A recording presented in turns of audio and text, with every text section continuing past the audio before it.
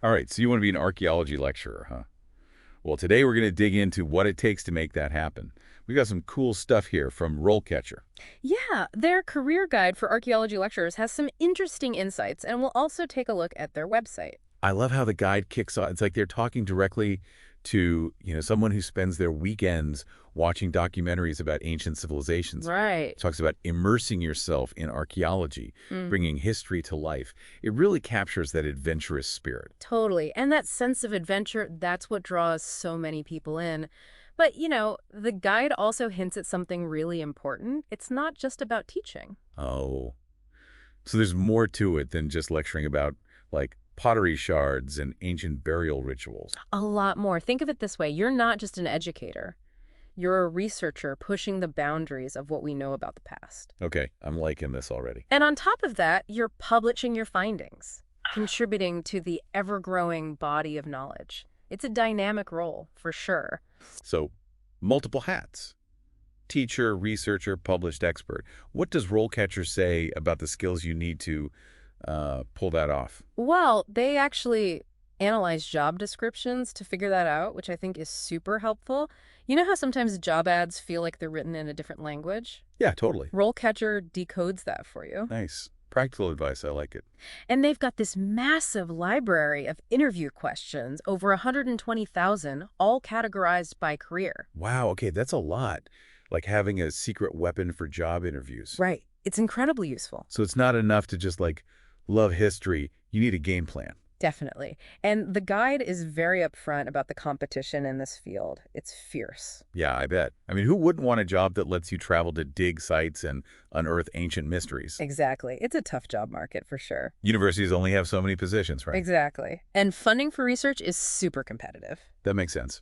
But the guide also talks about the rewards, right? Absolutely. The chance to travel to amazing places, contribute to our understanding of history, and then share that passion with students, it's incredibly fulfilling. So challenging, but rewarding. Yeah. But let's say you land that coveted lecturer position.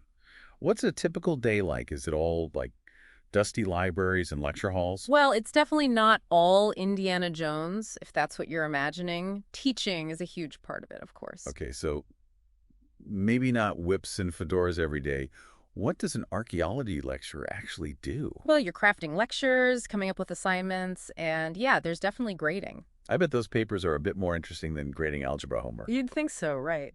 And you never know, students can sometimes bring fresh perspectives to the table. But Mm. yeah, teaching is a big part of it, but it's not the whole story.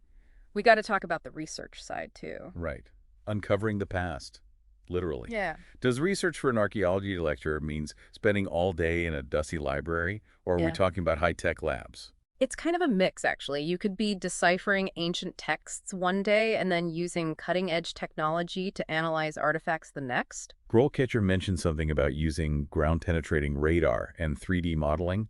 It's amazing how technology is changing the game. It really is. And as a lecturer, you'd be right there on the cutting edge, incorporating those advancements into your work.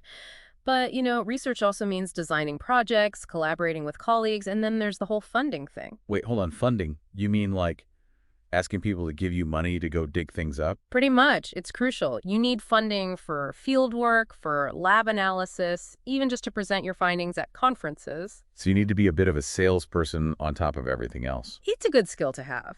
But let's say you secure that funding, do the research, publish your findings. That all plays into how you progress in your career. RoleCatcher actually breaks down the typical career ladder for an archaeology lecturer. Ugh.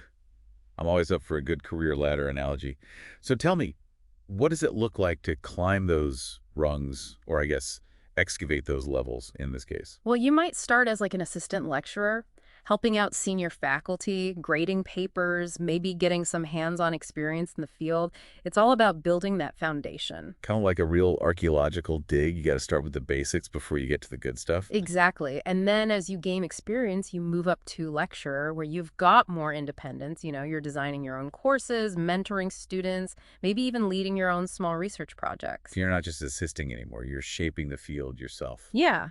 And then the pinnacle, the senior lecturer. That's where you become a real leader in your field, mentoring up-and-coming archaeologists, leading research teams, presenting at international conferences. It's a big deal. Sounds like a pretty incredible journey. But RoleCatcher also mentioned something about inclusivity in teaching, which I thought was interesting. What's that all about? It's so important. Archaeology, like any field, needs diverse voices and perspectives.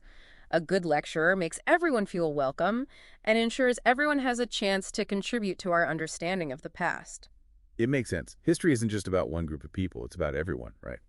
Okay, so we've talked about the exciting stuff, the research, the travel, but we should probably address the challenges too. What does RoleCatcher say about the not so glamorous parts of this career? Yeah, no job is perfect, right? So for someone thinking about becoming an archaeology lecturer, what are some of the hurdles they should be prepared for?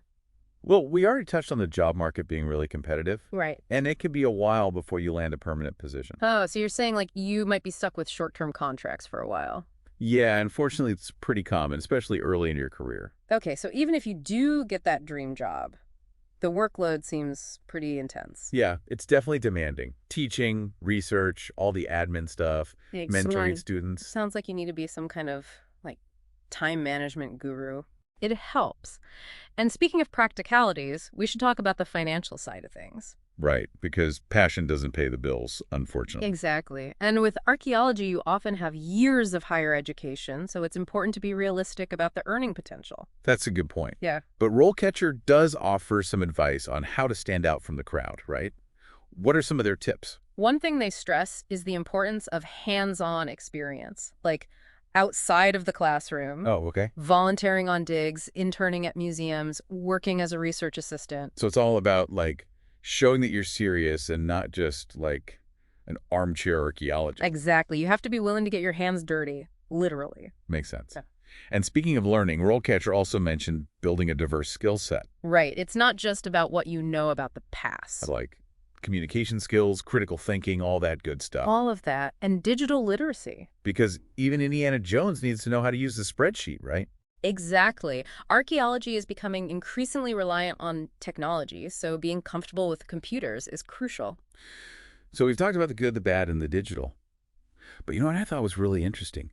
RoleCatcher's emphasis on transferable skills. Oh, yeah. It's like they're saying, hey, even if academia isn't for you, your passion for history can still lead to an awesome career. It's so true. People can get so focused on one specific path that they miss out on other amazing opportunities. Okay, so let's say someone's really into history but realizes the whole lecturing thing isn't their cup of tea.